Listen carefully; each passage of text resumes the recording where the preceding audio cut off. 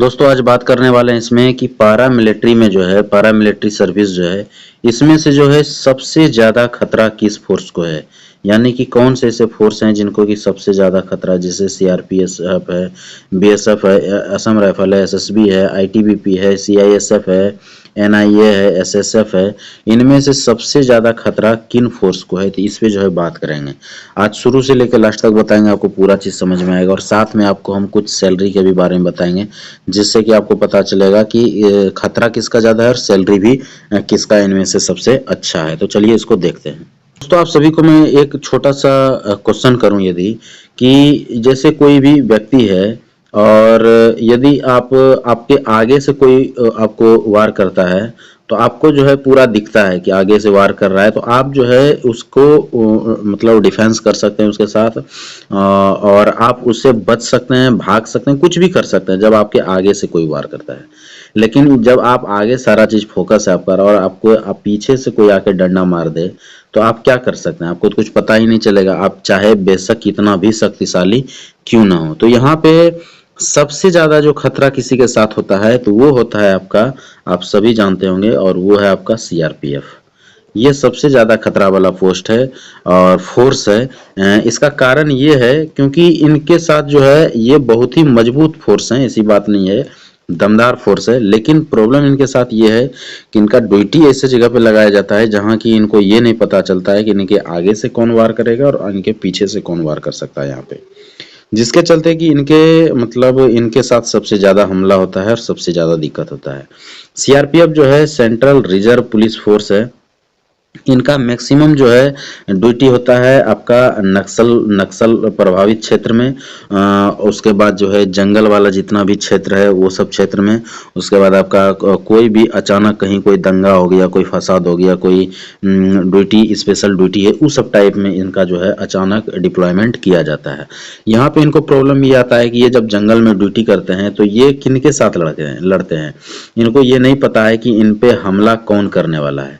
यदि आपको ये पता रहे कि हमारे ऊपर हमला करेगा कौन, तो फिर वो चाहे कितना भी शक्तिशाली हो या कुछ भी हो, आप उससे लड़ ले जाएंगे। लेकिन आपको यही नहीं पता है कि हमारे ऊपर हमला करने वाला कौन है, तो फिर आपको बहुत प्रॉब्लम होता है। आगे से हमला होगा कि पीछे से हमला होगा कि कहाँ से होगा, ये दिक्कत होता है।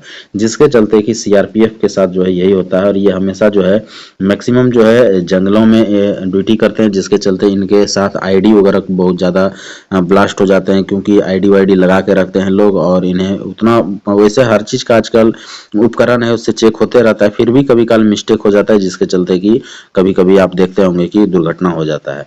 तो सीआरपीएफ इसमें सबसे मतलब अनसेफ फोर्स बोल सकते हैं आप। वैसे अनसेफ नहीं बोला जाए, लेकिन मतलब इनके साथ थोड़ा सा दिक्कत ये चलते रहता है। तो ये एक नंबर में है सीआरपीएफ है, जिनके साथ ये है। लेकिन मैं बता दूं, यदि सीआरपीएफ है तो इनका सैलरी अच्छा खासा रहता है, और खास करके इनका जो कोबरा बटालियन होता है उनका सैलरी तो काफ़ी ज़्यादा होता है। उनका सैलरी 50 से नीचे तो सोचना ही नहीं है, मिनिमम 50 सैलरी है उसका, प्लस ही रहता है, नीचे नहीं रहता है। मिनिमम 50 का मतलब है यदि कोई लड़का आज भी ज्वाइन करता है और कोबरा में ज्वाइन कर जाता है तो इनका सैलरी 50 से नीचे नहीं होगा। 50,000 मंथली, तो ये सैलरी होता है कोबरा का। जबकि ये मैं नॉर्मल की बात कर रहा हूँ, अदरवाइज एक नॉर्मल कांस्टेबल का एसएससी जीडी के थ्रू भी जो भर्ती होगा उसका भी सैलरी यहाँ पे 70 तक भी पहुंच जाता है। तो ये चीजें हैं। बाद बाकी और भी जो इनके हैं उनका भी सैलरी काफी अच्छा होता है। उसके बाद सेकंड नंबर पे यदि कोई इनमें फिर से वो है तो वो होता है आपका बीएसएफ, और ये आप जानते हैं बॉर्डर सिक्योरिटी फोर्स। इनके साथ एक चीजें ठीक है कि ये बॉर्डर पे, जैसे ये बॉर्डर है, तारबंदी है, यहाँ पे जैसे तार लगा हुआ है और यहाँ पे इनका रोड है, तो ये इस रोड पे जो है चलते रहते हैं और यहाँ से इनको देखना है। इनको यदि कोई हमला करेगा तो इधर से हमला होगा, तो यहाँ से हमला होगा और ये इधर इस साइड में देखते रहते हैं हमेशा। तो इनको इतना सा तो है कि हमारे ऊपर हमला जो करेगा तो हम फिर ये भी इसके ऊपर हमला कर सकते हैं, कहीं कोई प्रॉब्लम नहीं, क्योंकि इनके सामने हमला होने वाला है। यहाँ पे है कि आप यदि ड्यूटी सही से नहीं करते हैं तभी फंसेंगे, अदरवाइज यहाँ पे आपको कोई प्रॉब्लम नहीं होगा। लेकिन यहाँ पे एक दिक्कत है कि जैसे पाकिस्तान वाला जो बॉर्डर है वहाँ पे प्रॉब्लम ये है कि वहाँ पे सीज फायर रहता है, यानी कि ना आप फायरिंग करेंगे ना वो फायर करेगा। देख तो रहे हैं, ना वो करेगा ना आप करेंगे। लेकिन इसमें होता है कि आप भी तसल्ली में है कि नहीं भाई सीज फायर है तो फायर ना वो करेगा ना हम करेंगे। भारत के लोग आप जानते हैं कि कितना भी कुछ हो लेकिन थोड़ा शांति प्रिय होते हैं, जिसके चलते कि ये कभी फायर नहीं करते हैं और सीज फायर का कभी उल्लंघन नहीं करते हैं, और वो जो एक रूल्स है उस रूल के तहत रहते हैं।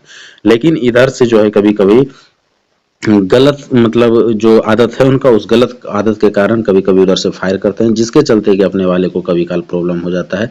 वैसे मुकाबला जबरदस्त रहता है। इनको यदि ये एक फायर करते हैं तो फिर उसके बाद इनका बुरा हाल हो जाता है, लेकिन पहला झटका जो है कभी कभी अपने को दिक्कत में करता है। तो बीएसएफ जो है इसके बाद जो है इनको है। वैसे बीएसएफ का ये तो हो गया, बॉर्डर की बात की है, लेकिन बीएसएफ को भी बहुत जगह ऐसी जगह है जहाँ की नक्सली वगैरह वाले जगह पे इनको भी डिप्लॉय कर दिया जाता है। जब कहीं वैसा बड़ा सिचुएशन आता है तो इनको भी भेज दिया जाता है, तो वहां पे फिर इनको भी प्रॉब्लम होता है। तो बीएसएफ सेकंड नंबर में आता है, जिसको कि खतरा ज्यादा है, और इनका भी ड्यूटी जो है काफी टफ ही माना जाता है।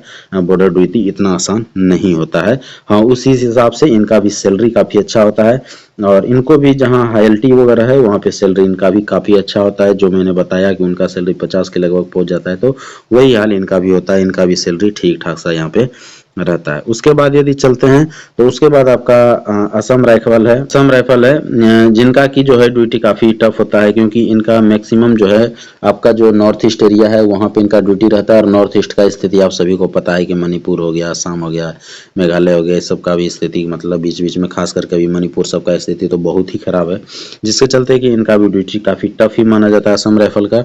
और असम राइफल का ड्यूटी टफ होने का दो कारण है। एक तो असम राइफल नॉर्थ ईस्ट में मैक्सिमम ड्यूटी करते हैं, और दूसरी कारण है कि इनका जो कमांड होता है वो जो है आर्मी के द्वारा किया जाता है।